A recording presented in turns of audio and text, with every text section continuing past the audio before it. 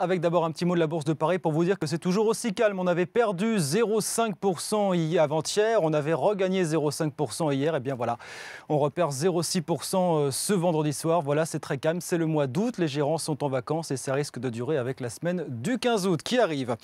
Le fait du jour à présent est donc en France ce nouveau dossier très chaud pour le gouvernement, celui du volailler doux en liquidation judiciaire. On a donc appris aujourd'hui que plusieurs repreneurs se sont manifestés pour racheter une partie de l'activité. Oui, mais malheureusement, quand on regarde ces offres de plus près, eh bien on se rend compte qu'ils se sont dit prêts seulement à récupérer près de la moitié, seulement à peine des emplois concernés, c'est-à-dire 1700 salariés.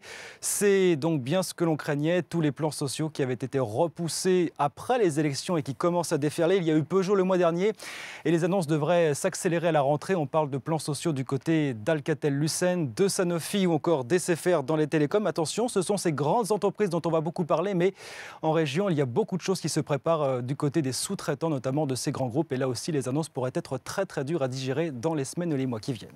À retenir également ce soir encore une déception, une de plus pour le Rafale, l'avion de combat de Dassault qui décidément a beaucoup de mal à s'exporter. C'est bien simple d'ailleurs, depuis 25 ans qu'il est en circulation, il n'a jamais trouvé un seul client à l'étranger. Aujourd'hui, du coup, c'est le Brésil qui nous a dit que compte tenu de ses difficultés financières, eh bien, il a reporté un appel d'offres. Dommage pour le Rafale qui s'est déjà fait shipper des contrats cette année du côté de la Suisse et des Émirats arabes unis. Heureusement, il y a l'armée française qui en commande beaucoup, mais ça ne risque de ne pas suffire.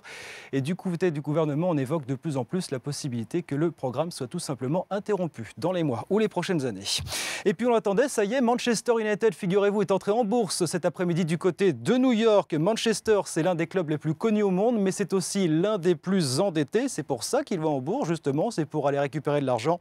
Cela dit, comme vous le savez, c'est le cas de tous les grands clubs en Europe. Le Real et le Barça, c'est toujours pareil, ils sont criblés de dettes.